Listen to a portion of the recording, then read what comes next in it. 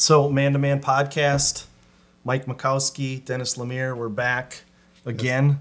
You're back in town, which is cool. You moved and then you unmoved quickly. I don't know where I live right now. Just in between. You're gone for 10 days or so. Well, how long were you I was only gone for 5. Okay. Yeah, I was only gone for about 4 or 5 days, and then headed back up here and been up here for a week and got a wedding this weekend right. Yeah, so we're recording in my call it the dining room, I guess. Awesome so a little spot. different. Hopefully it looks good and sounds good and everything. But much more anointing here. Yeah. Okay. Well, good. Than the basement. I don't know about that. But we're back again. So our plan, I think, long term, just to kind of give everybody an update, is to be able to continue to record weekly. We'll do it, via remote, obviously. Yep. Instead of driving back and forth every week to record. But it may be a little sporadic as we kind of get the rhythm. You obviously get moved in and settled into your new place, and we figure out the technology to do that. So we're hoping to continue to do weekly kind of podcasts and stuff, but it might take some ramp up to get there. So I know it's been a little bit of a break. I also am going to try to record with some guys that we've wanted to. I reached out to Dick, actually, funny enough, from our basic. Yeah. Remember him? And he was like, "Yeah, I'd love to do one. I'm going to another basic." Yeah.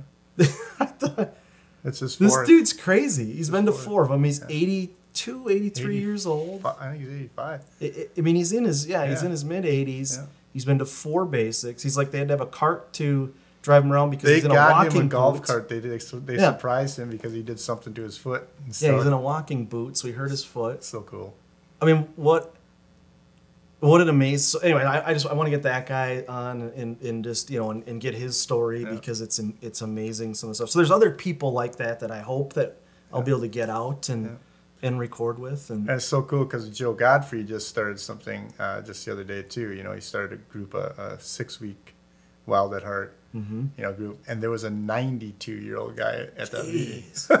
He was 92, man.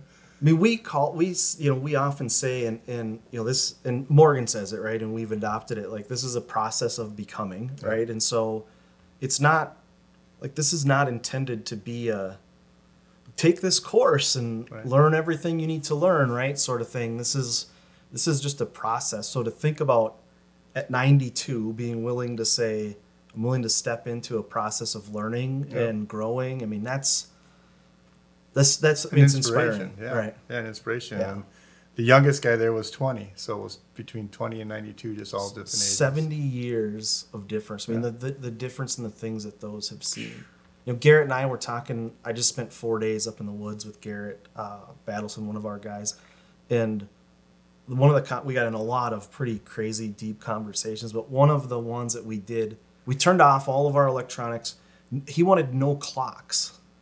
So he unplugged the clocks in the house. We had no idea what time it was. Wow. Even while we were there, which is, it doesn't seem like that's a big deal, but it is. I mean, it throws your whole brain off. I mean, because we're like, you want to eat? I don't know. I'm kind of hungry. I mean, you don't know. Is it lunch? Is it dinner?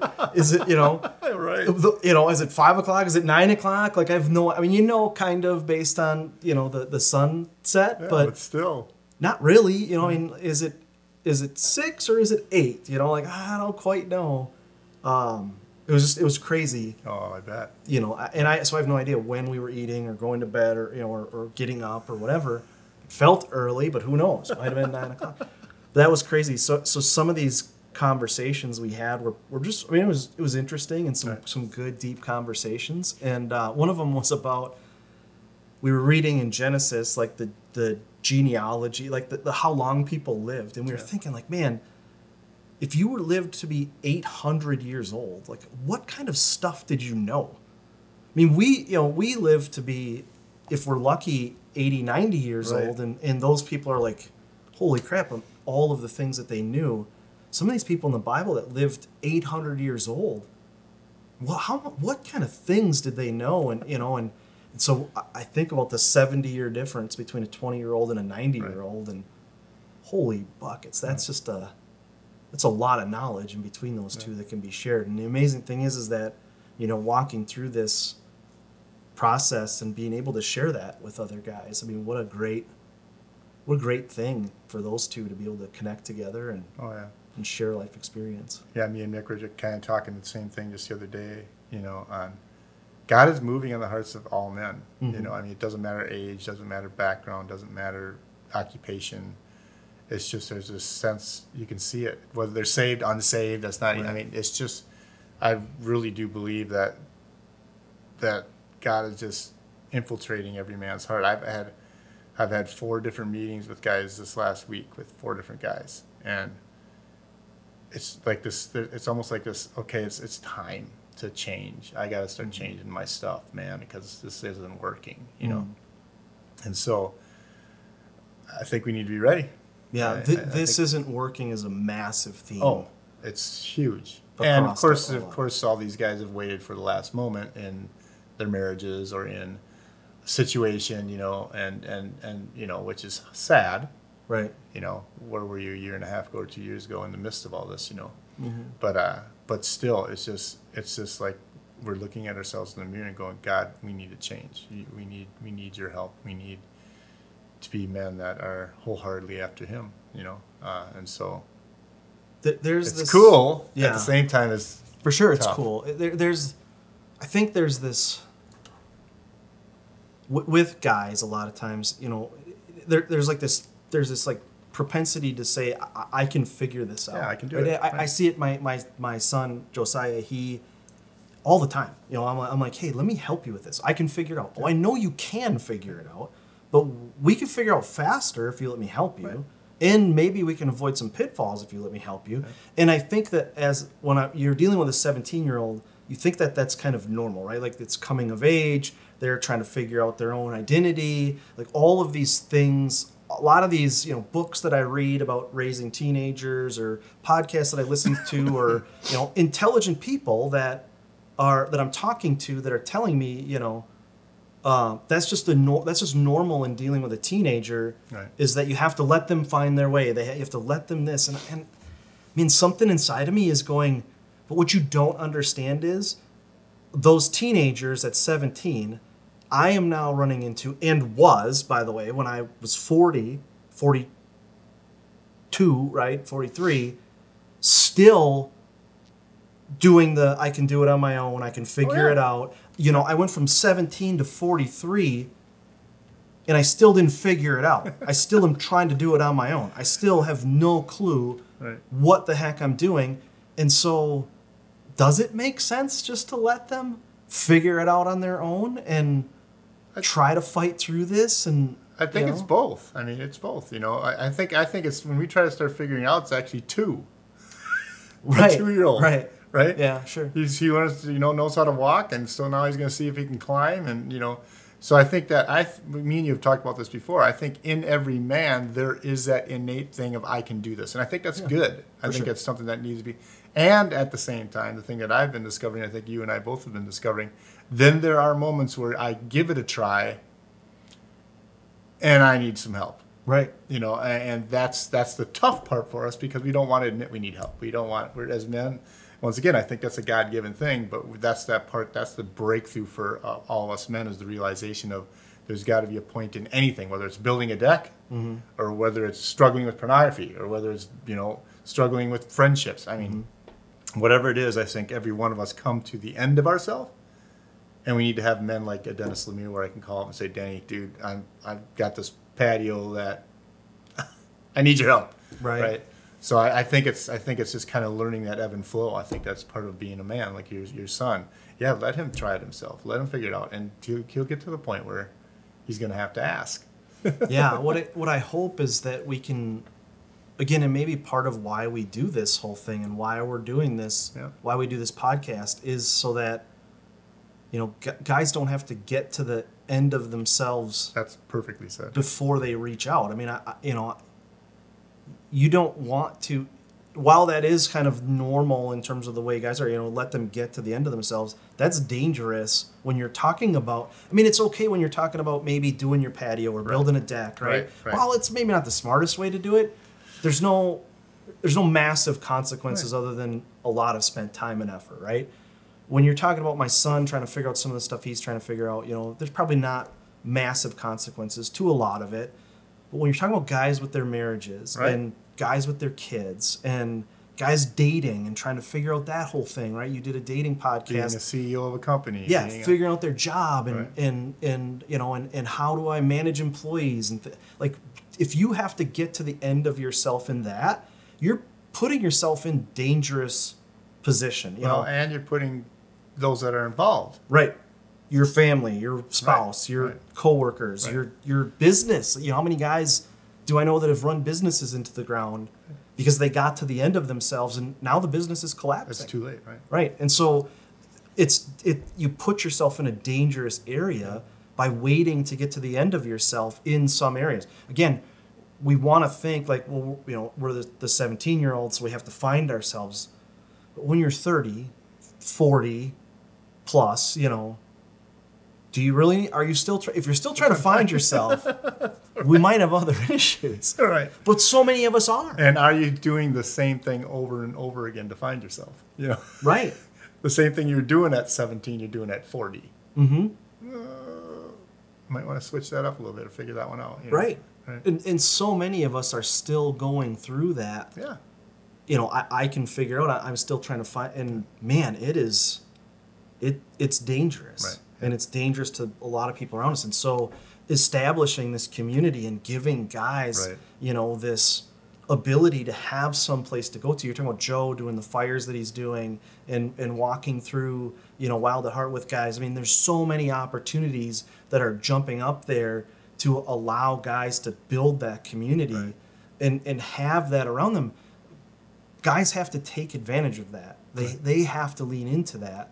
I just had a guy reach out to me this week who was like, hey, I need somebody to talk to and to help walk me through some things. Where do I start? And I'm like, you reaching out to me is the starting Is the place. start, right. That is exactly where we begin is putting aside that pride and reaching out to Right. somebody and saying, hey, I need this. Right. And so, the events that we do and this podcast and just reaching out to another guy and saying like, hey, I need somebody else to reach out to talk to. The thing we continually say, and for everybody who's listening, it's not about arriving at a weekend event, getting fixed, and now you never have a problem again. It just doesn't work. Right. Now, yes, God's a miracle working God, and He's done stuff. Just my last weekend when I was away, you guys know, Mm-hmm. There was things that God restored in my life. It was a very difficult process, Right. that I went through. So He can do that, but this is a lifestyle. This Right. is not something that you think you only use it when you need it. You got to get out of that. You got to get out of that. Mm-hmm. We have to get out of that. We've got to realize that we have men that are like-hearted like we are, that are going through some of the same struggles we are, and it's not always about finding answers, but it is about having the conversation to seek answers and help each other. And that's why we're building a community. That's why, I'm kind of excited in Oklahoma to start being established one down there, or at least finding one down there. Maybe there's one down there I can find to be a part of, but it's a lifestyle. It's every day. It's dealing with the everyday. I just met with 4 different guys in this last week and a half, and that's what it's about. And it's continuing to grow it. I think Yes. that the last podcast that the Wild at Heart podcast that John released, and then his message on Friday, that he sends out to people that are on his list. It was basically like, hey, you have to continue to lean into this. You have to continue to seek out where you can connect yourself up with God to go even deeper on a regular basis. Where can you continue to push into God and allow Him to push into you more and more? You can't just, like you said, use it as a parachute because you find yourself free falling, Right. and something that's like, whoa, where's the emergency cord, right? No, you have to continue to push into that. And even somebody like John Eldridge is finding, I have to push deeper in. Even the 92-year-old guy and the 80-some-year-old guys, they're finding I have to continue to push in deeper and deeper and continue to, pick at the spots within me that maybe I haven't dug into yet, because they're going to continue to come up. Right. If you think you've arrived, that's probably the next place to start, because you haven't. Yeah, and that last weekend, that Forged by God weekend that I just went through, I've been trying to figure out what went on, how can I put it to words, and I don't even know if I told you this yet, but it came to me the other day, and basically what I was doing, I was living a Christian life, believing, trusting in the Word of God, coaching, mentoring men, going to all these events, and basically I was trying to get God to fix pieces of me, right? Right. This rushedness, anxiousness, God, I need you in this area of my life. God, I need you in this area of my life. And I found myself getting tired of battling all these different areas. It was a battle for every single one of them. And all I could say is I really believe what happened to me was, instead of God fixing a part of me, he fixed the whole me. And how he fixed the whole me was deepening my relationship with him, basically what it was. And also in these other things, the lack of joy was restored. Not because I was fighting for joy, which I was, to get my joy reestablished, but the process of discovering him in a deeper way took care of the joy thing. Wow. Yeah, so I think that was what I learned, is that we can battle all these different little areas of our lives and wondering why we're wore out. It's because we're battling all these different areas of our life, when realistically the battle should be, well, I just want to get closer to Christ, and in getting that closer to Christ, him unveiling some things in my life that's causing a separation between me and him, all of a sudden my joy was restored. I'm like, what? So this is how this works after 35 years of Christianity? It's a lot of times the way God, he's I feel like we can ask God for things, and he's concerned about those areas, but in the end he's like, hey, I know what you need. Right. So lean into me, and there's areas that you don't even know you need yet that we can work on that you don't know to even ask me about. Right. A good example for me, on the way home from, I just spent 4 days in the woods, like I said, with Garrett. On the way home, I said something about, I'm not a very patient person. And Garrett was like, no, time out. He said, I've known you for 2.5 years now, and you're about the most patient person I've ever, he's like, that I know. He goes, you are the most patient person that I know. Why would you say that you're not a patient person? And I thought, well, because that's changed in me. But it's not something that I was trying to change. Right. Like I was not a patient person. Right. And in pressing into God and in working through the things that God's been working with me in, I've become a patient person with not realizing it so much that I still labeled myself an impatient person. Right. And Garrett's like, dude, what, you're so wrong here, right? Oh my gosh, yeah. And so God was working on that in me without me even realizing it so much that I still labeled myself as an impatient person. Wow, that's so good. And yet, and God and Garrett was there to point out, like, buddy, it's time to change the way you think about yourself, because that's not accurate. So again, the agreements that you came into. Yeah, for sure. Right? Yep. That wasn't true. Right.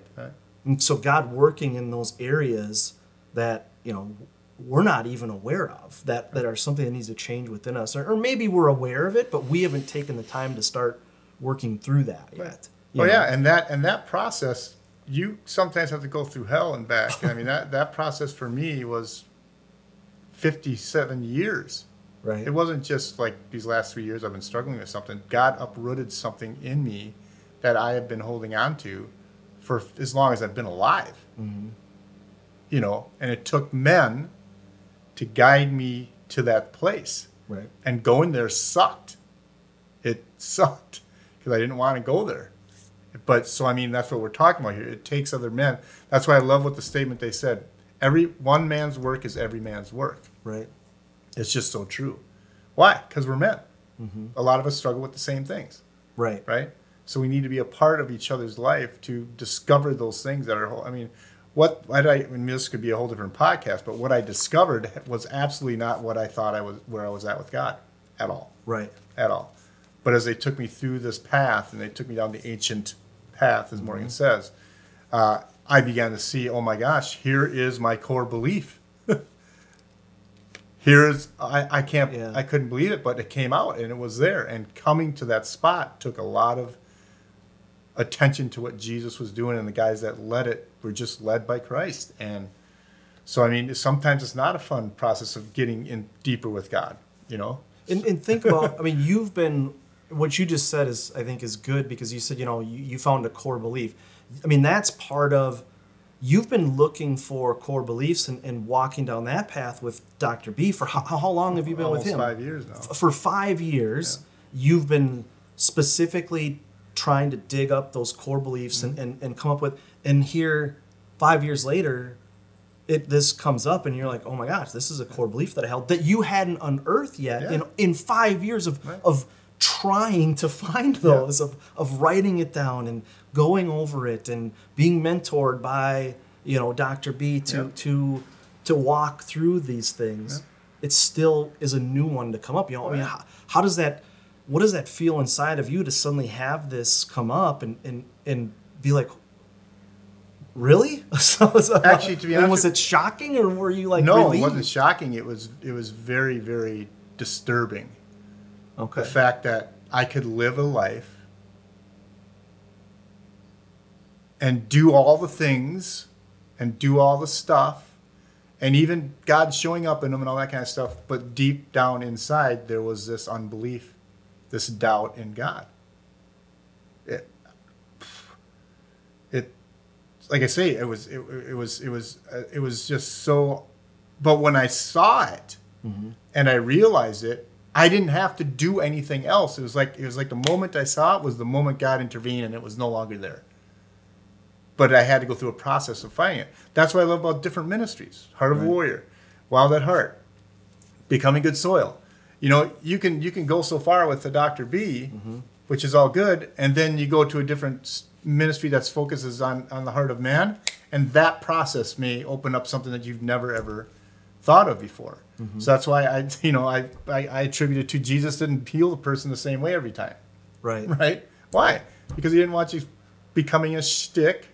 You know, like, well, you got to spit on mud and everybody who's blind, right? It becomes about the spit in the mud. Right, exactly. And so that's what I think is so fantastic about it, is if you go into every one of these, whether it's Becoming Good Soil, whether it's now Forged by God, whether it's Wild at Heart, whether it's Heart of a Warrior, if you go in there searching for Christ and searching for that spot, that moment and at that time, that may upheave something that was been there for a long time, and it may not have upheaved it here, but it doesn't make this one any less than that one. No, again, it's a process. So we talk about this is a process, and there's multiple steps to it, and there's multiple ways. I mean, you know, God's going to come at it from the way that he needs to in order to get you to realize it. So there were a lot of things that are unearthed from some of these other things that we've been through, right?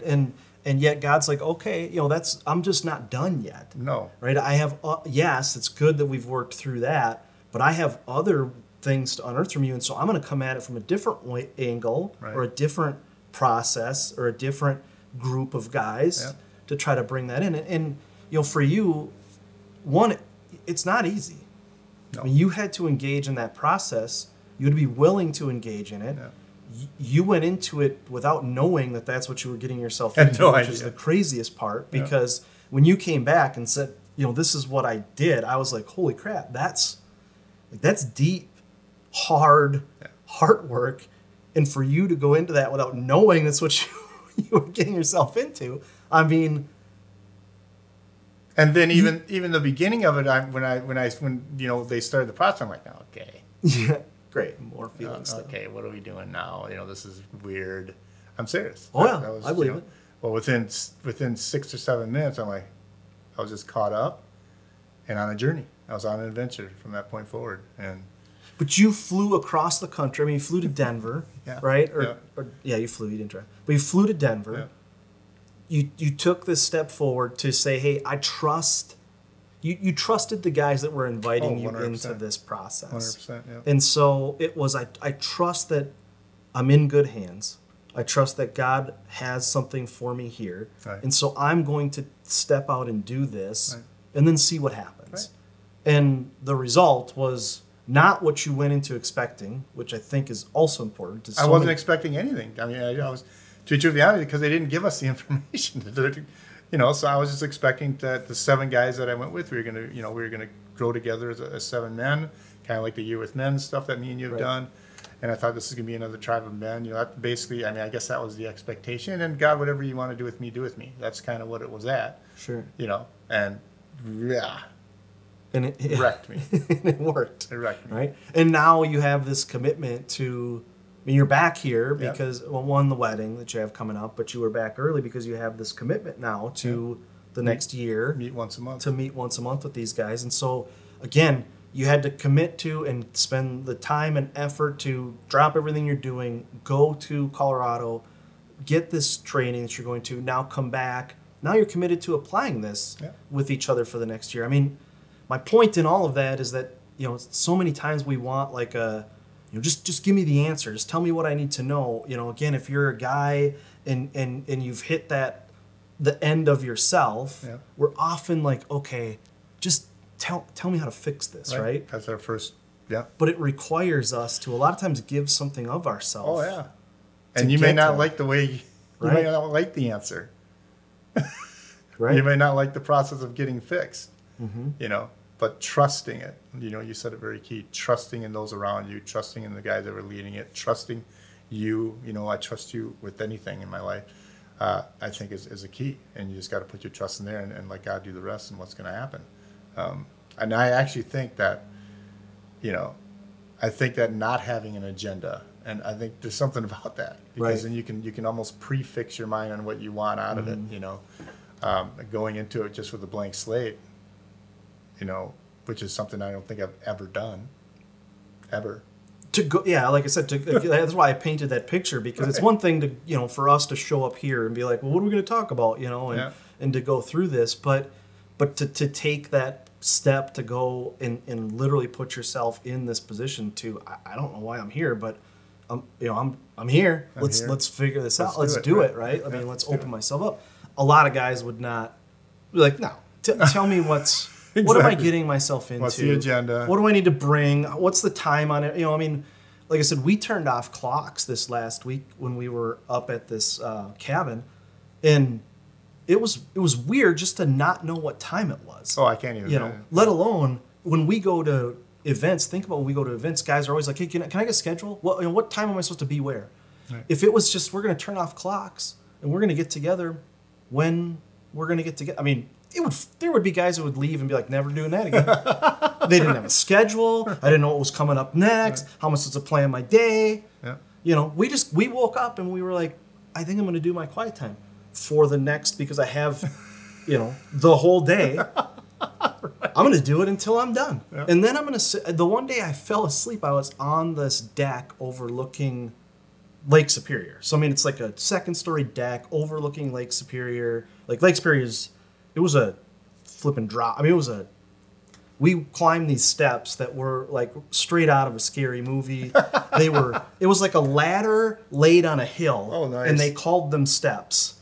And sometimes there was a railing, sometimes there wasn't. Sometimes there was like a tree growing out of the side of the hill and crossing the steps. So you had to like, and so it was an adventure. It was a long ways down this hill, this cliff. Okay. So climb your way. So so Lake Superior is down, and so you're overlooking Lake Superior literally on this deck, which was amazing. And I'm having my quiet time. I'm reading. I'm enjoying it, and then I just fell asleep, like just gone, passed out. Woke up like an hour later, and I'm in a folding lawn chair, so I'm sleeping like 2:01. And I woke up and I'm like and I'm all like. My back is sore now. So I got up, I stretched out, and then I finished reading, and probably spent, I mean, I don't know, maybe an hour, but I don't know because I didn't have a clock. But, then, I mean, so it was literally just allow whatever to happen. Yeah. And that's so freeing. Oh, my gosh. And it's so different from the way that we live life. Yeah. And it's so different from the way that we approach things that every day forces us to. Yeah. Right? Because you have something you have to do in the morning. I have to get up and I've got to get Caden to school, and I've got to make breakfast. Then I've got to, make sure that dinner's ready at this time for the kids when they get off of school, and and all this stuff. And when you have a schedule that's forced on you by the way that we do life, it's hard to, when you have a chance to open yourself up to just allow God to do what he wants with you. I mean, it's an incredible experience. Yeah. And it really can change you. I think one of the things that you said, I wrote down, I didn't have to do anything else. It was just gone. Yeah. That to me is interesting, and I kind of want to ask a question about that, because again, so many times, so many things come up where you have to work on something for a while, right? And there are some things that I think that happens where something comes up in your life and you're like, okay, I need to work on, my patience, and so, or anger, or, language, or, drinking, or whatever it is for guys. I need to work on my relationship with my wife, or my kids, or my coworkers, and it's a long-term thing where you're working on something for months and years, and maybe, a decade, when it comes to some things. But there are some things where God's, like, I'm going to bring this up. And again, if the process is done well and done correctly, it's the unearthing of it that actually heals it. Yeah. And how do you let that go would be my thing. I think that many of us would want to grab that back almost, because, I have to work on that more. Right. So this came up. I felt healed from it in the moment, but I'm going to pull it back because I really need to work on this more. Oh, I don't want it back. Right. I mean, just literally don't. I'm in a place of joy right now that I just, I don't want it back because I didn't. I think I don't want it back because I didn't do anything for it, in a sense. You know what I mean? Sure. I think in all of us guys, we like to accomplish things. We like to take on challenges and accomplish things, and and there's a sense of feeling right about doing a deck, or a sense of feeling right about changing your company's attitude, or because you've contributed to it. But I do think that that's part of the reason why we want to take things back, is because we have so much invested in it, right? Mm-hmm. And so I didn't invest. I was taken on a journey. Sure. I mean, it started out with what's keeping you from this. I mean, I'm not going to get into the whole process of how it all happened, but all I know is they specifically said, what's keeping you from getting to where you want to be? Mm-hmm. And I gave them two things. Joy was one of them. I need my joy restored, right? Okay. And then they took me through a process of discovering what it is that's keeping me from being there, experiencing the joy of the Lord in my life. And like I say, the process was ugly, right? Hard. Mm-hmm. But I think because gosh, it's hard for me to even say it, Danny. I was taken by the hand. Sure. And I was guided through this, and they wouldn't give up on me. Mm-hmm. You know what I mean? Even if I combated something or whatever. It was just, I mean, because I can't give you 6 steps of what they did. What I can give you is what they did was definitely led by Jesus. Mm-hmm. Focus was on Christ, and it just took me down this ancient path, that I've never been down before, because I've covered it up with all these other ways of fixing things. Right. Didn't know it was there, but they were patient. It was like an hour and a half. It wasn't like a 15-minute ordeal. Right. It was close to an hour and a half of walking me through this. And yeah, there's something, see, it just makes me smile, because there's just something about going, I really didn't fight for it. I didn't battle for it. And that's what my life has been. For people that know the things that we've been through, it's been, to me, it was a constant battle. But I was drawn to it. And because I was drawn to it and it wasn't in my own effort, I think that's why I'm not taking it back. You got it now, Jesus. I'm good. Can you keep me where I'm at right now with this joy thing? Right. And it's so funny is I don't have to. Actually, it was like Mick. And Mick said to me, he goes, so what you struggle with now? And I started to laugh. And he's like, what are you laughing at? I'm like, because now when I think of struggle, it makes me laugh. Not that I want struggle. Sure. But my whole being has a different response to it now. Right. Where prior to that, you guys know, I mean, like, I'm moving and I'm just pain and blah, blah, blah, and how am I going to sell my house? And I'm just getting tired and, You know, now it's like, okay. Right. Not to say that you won't ever have struggles again, Oh, no. right? But you feel so much more confident. And there are struggles right now. Right. But I see them differently. I don't see them as something that's a weight or a burden. I see them as something that I'm going to accomplish and get through, and we'll be good. Right. Right. So, because my joy and my faith in God has been restored. Right. I think it's interesting, and I think part of it, what I'm hearing, is that there's different ways to get there. Oh, yeah. You know, sometimes you do have to struggle through things, and sometimes you do have to fight through stuff, and then some things, you know, there's a process, and then once you arrive there, you come out on the other side, and now it's different. Now it's changed. Now, you know, you move forward, and you're still struggling with things, but your struggle is different with them now. Yeah, and I mean, the one thing there's many things that I took away from it, but the one thing I took away with is that in order for me to not be so battle tired and so wore out, I need to stop trying to get Jesus to fix an area and just get Jesus. Right. Right. That's good. I mean, that's what I learned through this process is this whole mentality of, you know, okay, God, I need your help here and come into this area. No, I need more of you in my life, period. Mm-hmm. Right? That's my whole approach now, because that's what it was. It was focusing on Christ and what was standing in the way. And when it was over and it was done, I'm just like, oh, so that's right. You do go out before. So how many times have I told you that God goes out before? Right? I believe that, or I thought I did, you know. But what was I doing? I was saying that. Mm-hmm. But then I've been going out before Jesus and trying to fight these battles, you know. Right. And it's just so funny that you can do that, and until you're around like-hearted men that will take you through a process, that will guide you, not give you answers, mm-hmm. you know, will guide you into basically Christ and His presence, and then Jesus brings the answers, you know. So, I was watching as they were doing it with other guys. I was like, I want to be that. I want to be able to take guys through this process, and hopefully that'll be someday. That's part of what the 7 men are about. Mm-hmm. But yeah, so it's crazy, because when you brought up, you know how, or if you take it back or whatever, mm-hmm. it's like, there wasn't really it was just like the whole weekend was geared around. There wasn't a set agenda. Right. For every guy, it was different. Mm-hmm. You know. So, and being a part of the process of another man's life change,